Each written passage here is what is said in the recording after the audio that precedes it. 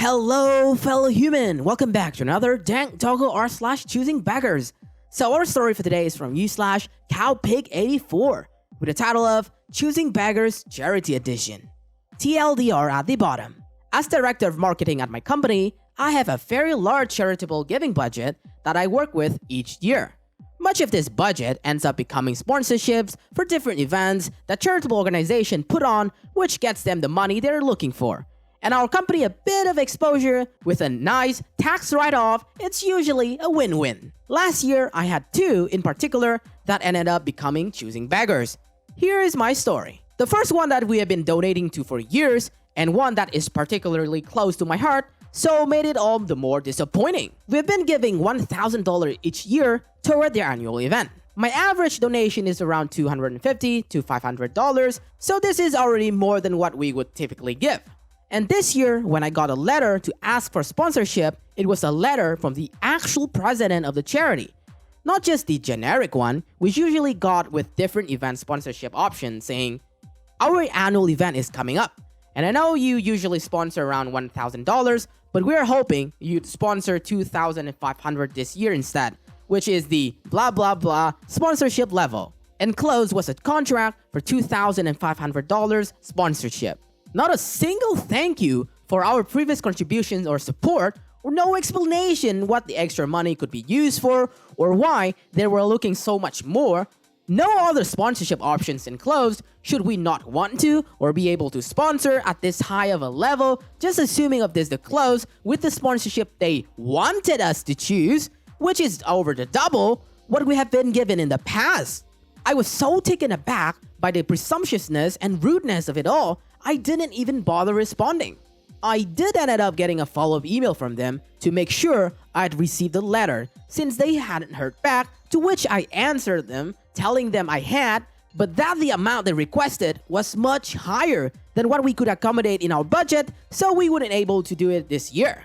Once they realized they weren't going to get what they wanted, they finally decided to tell me about the lower sponsorship options, but I told them it was too late, that I already spent my budget on other charitable events and maybe next year, even though the truth was that I was so annoyed by how rude they've been already that I just simply written them off this time. Maybe they will be smart about their approach next year. The other was for a charity golf tournament, and after I was told about the event and the charity they were raising money for, I told them we'd sponsor $500 to please the end sponsorship information over and that I'd fill out and send back as soon as possible.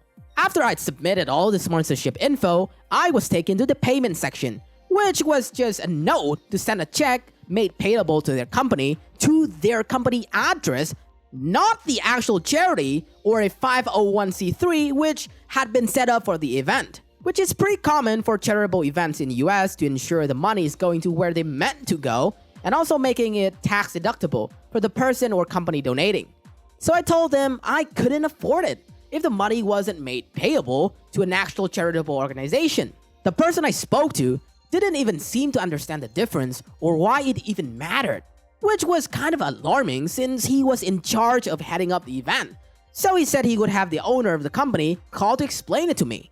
I told him that I've been working with and heading up charitable events in my free time for almost 20 years now, but sure, have him give me a call and tell me how this one works. When the owner called, I told him that I was happy to honor the $500 sponsorship that I already had committed to, but that it needed to be made payable to an actual charity per our company policy, and that I couldn't just give him for for-profit company a $500 check that would not provide me with a tax receipt.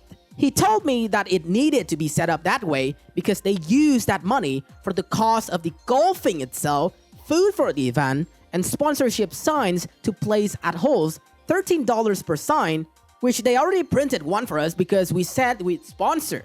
Once all that paid for, they would cut the check and the remainder of the money to send to the charity. I asked if I was hearing him right, that he was basically asking companies to fund a free day of golf and food for his employees, and then would send the remainder of the money to the charity from their own work account, which would mean that they would be the ones who receive the tax write-off or donation and not the actual companies or people that had sponsored. He didn't really know how to respond to this, so he asked me if, didn't I have an advertising budget and couldn't I just count us under that since it would be giving us such good exposure? I told him that I did, but that I would never waste my advertising budget on something like this anyway. Our return on investment for having a sign at these types of events is basically nothing. And that I was sure we would never end up getting any actual business out of placing an 18-inch sign with our logo at his annual company golf outing, and that wasn't the reason I'd agreed to be sponsored anyway. So no, I wouldn't be giving him the $500 out of my advertising budget either. He became quite flustered at this point and told me that this call was a waste of his time, that he could have made more money in the last 5 minutes than my sponsorship was worth anyway, if he'd been working rather than being phoning with me, and promptly hung up. I did keep my word and made a direct donation of $500 to the charity they were raising money for. Even referenced their company golf charity tournament in the memo of the donation, and then sent a copy of the receipt to the company hosting the tournament to show that I'd honored my commitment, along with the $13 to reimburse them for the cost of their sponsorship sign that they had apparently printed out our logo. I doubt I'll be hearing from them next year, but even if I did, there's no coming back from that one. Not a chance. TLDR, my company gets solicited by charities for donations pretty frequently, and part of my job is to decide which of those charities and events will get the money we have allocated for charitable giving. These are the two biggest CBs that I've encountered in 2019. Okay, the first case was just like sad, man. Charity, in my opinion, should be something people will willingly wish to donate. When you usually donate around $300 to $500, then you finally decide to raise it up to $1,000.